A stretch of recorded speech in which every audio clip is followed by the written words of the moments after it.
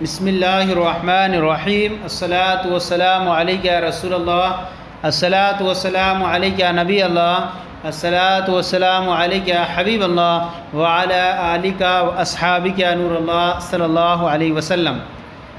اب تک ہم نے آپ کے سامنے تلخیص المفتاح الفن الاول علم المعانی کے سوالات کا جو سلسلہ پیش کیا تھا وہ اب تک قصر کے بیان تک مکمل ہو گیا ہے، اور اس طرح سے ہم نے سوالات کو ترتیب دیا ہے کہ آپ کی اصل کتاب کا نقصان نہ ہو۔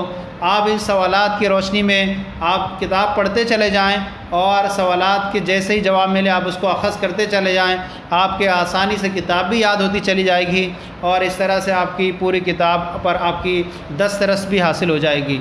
تو آئیے آج آپ کے سامنے ہم پیش کر رہے ہیں انشاء کا بیان، اور اس کے سوالات آپ کی بارگاہ میں پیش کر رہے ہیں، اور اس کے سوالات کا سلسلہ یوں شروع ہوتا ہے۔ سوال نمبر 1 ہے، انشاء کی تعریف کریں اور اس کی کتنی اور کون کون سی قسمیں ہیں۔ سوال نمبر 2، انشاء طلبی کی تعریف مع مثال بیان کریں۔ سوال نمبر 3، انشاء غیر طلبی کی تعریف اور مثال بھی بیان کریں۔ سوال نمبر 4، انشاء غیر طلبی کی آپ کی کتاب میں کتنی اور کون کون سی قسمیں ہیں۔ سوال نمبر 5، تمنی کسے کہتے ہیں اور اس کے لیے کس حرف کا استعمال ہوتا ہے، مع مثال بیان کریں۔ سوال نمبر 6، تمنی اور ترجی میں کیا فرق ہے، مع مثال بیان کریں۔ سوال نمبر 7، کیا لیتا کے علاوہ اور دوسرے حروف کا استعمال بھی تمنی کے لیے ہوتا ہے، مع مثال بیان کریں۔ سوال نمبر 8، حل وغیرہ کا تمنی میں استعمال حقیقی ہے یا مجازی۔ سوال نمبر 9، لو کا حقیقی استعمال کس کے لیے ہوتا ہے، اگر لو تمنی کے لیے استعمال ہو تو کیسے پہچانیں گے، مع مثال بیان کریں۔ سوال نمبر 10، سکاکی کن حروف کو تمنی میں شمار کرتے ہیں اور کیوں۔ سوال نمبر 11، حل اور لو سے کتنے حروف بنتے ہیں اور کون کون سے، مع مثال بیان کریں۔ سوال نمبر 12، حل وغیرہ کا استعمال ماضی میں ہو تو کیا معنی ہوتا ہے اور مضارع میں ہو تو کیا معنی ہوتا ہے، مع مثال بیان کریں۔ سوال نمبر 13، کیا لعل کا استعمال بھی تمنی کے لیے بھی ہوتا ہے، اگر ہوتا ہے تو کیوں۔ سوال نمبر 14، لعل کا استعمال اگر تمنی کے لیے ہو تو پہچاننے کا طریقہ کیا ہے۔ سوال نمبر 15، استفہام کی تعریف مع مثال بیان کریں۔ سوال نمبر 16، استفہام کے لیے کتنے اور کون کون سے الفاظ ہیں۔ سوال نمبر 17، الفاظ استفہام میں سے کس کا استعمال تصور اور تصدیق کے لیے اور کس کا استعمال صرف تصدیق کے لیے اور کن کا استعمال صرف تصور کے لیے ہوتا ہے، مع مثال بیان کریں۔ سوال نمبر 18، مسئول عنہ کون کون ہو سکتا ہے اور انہیں جملے میں کس مقام پر رکھا جاتا ہے، ہر ایک کو مثال سے واضح کریں۔ سوال نمبر 19، حل زید قائم ام امر وحل زیدن ضربتا، یہ دونوں مثالیں درست ہیں یا نہیں، اگر درست نہیں تو ان کی وجہ بھی بیان کریں۔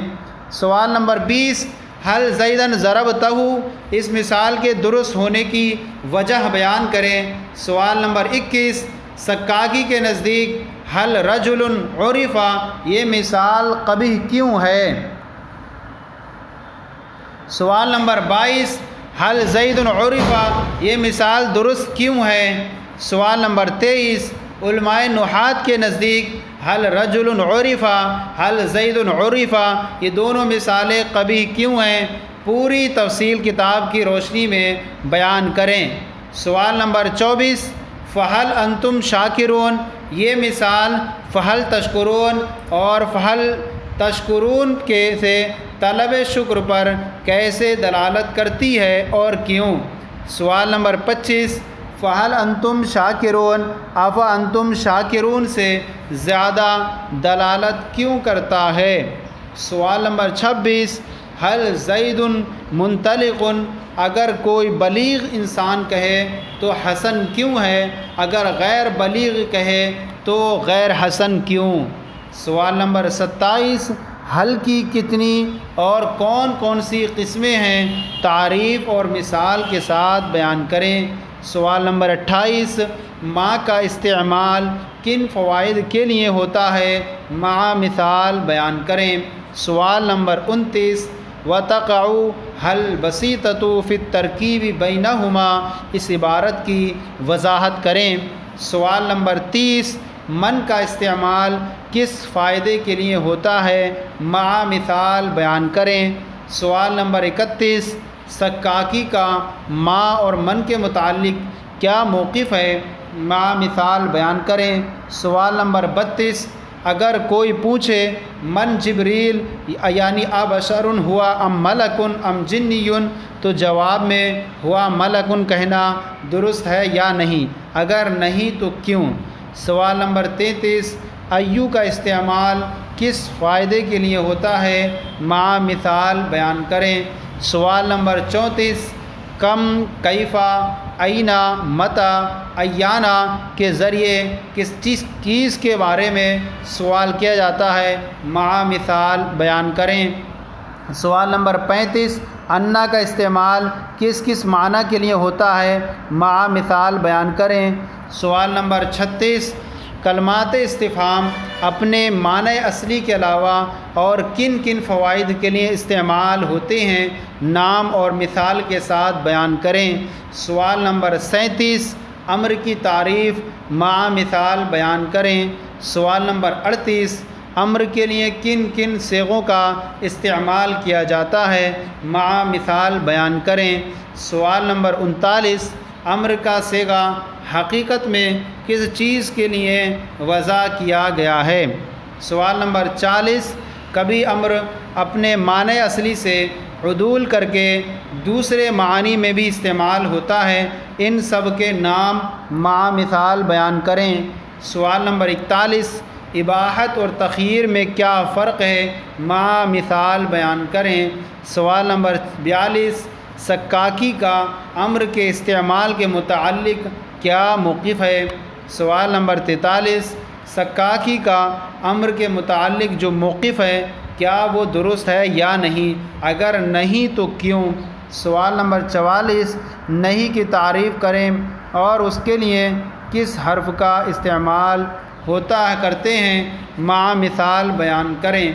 سوال نمبر 45، لائے نہیں اب معنی اصلی کے علاوہ کس معنی میں استعمال ہوتا ہے، مع مثال بیان کریں۔ سوال نمبر 46، انشاء کی کتنی قسموں کے بعد شرط کو مقدر ماننا جائز ہے، مع مثال بیان کریں۔ سوال نمبر 47، انشاء کی ان مذکورہ قسموں کے بعد شرط مقدر ہے یا نہیں، اس کے پہچاننے کا طریقہ کیا ہے۔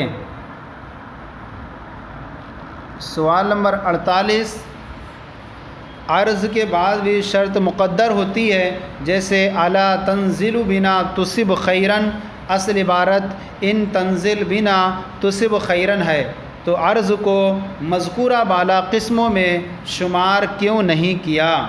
سوال نمبر 49، کیا ان مذکورہ جگہوں کے علاوہ بھی شرط مقدر ہوتی ہے، اگر ہوتی ہے تو مثال بھی بیان کریں۔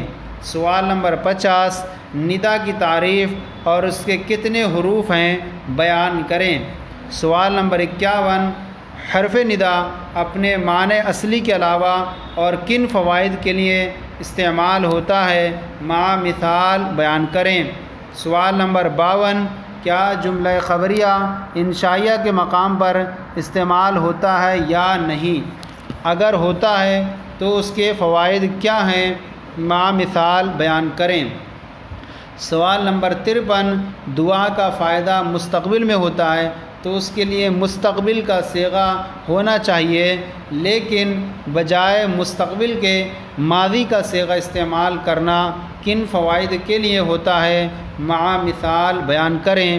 سوال نمبر 54، کبھی ظاہری امر کے بجائے جملہ خبریہ کا استعمال کس فائدے کے لیے ہوتا ہے؟ مع مثال بیان کریں۔ سوال نمبر 55، تحفظ الدرسہ کا استعمال احفظ الدرسہ کی جگہ کس فائدے کے لیے ہوتا ہے؟ سوال نمبر 56، انشاء خبر کی طرح کیسے ہے؟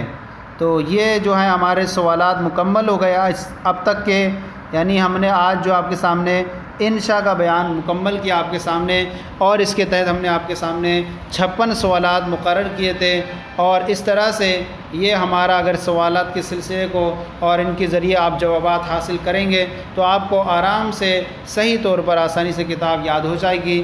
تو آج ہمارا یہ سلسلہ آپ کو کیسا لگا ضرور کامنٹ باکس میں لکھ کر ارسال کریں۔ اگر کوئی کمی ہو تو اصلاح فرمائیں۔ ہمارے چینل درس نظامی کو بھی سبسکرائب کریں اور دوسروں کو شیئر کریں تاکہ دوسرے بھی آپ کے ساتھ ثواب میں شریک ہو جائیں۔ جزاکم اللہ خیرہ، اللہ آپ کے علم میں برکت عطا فرمائے۔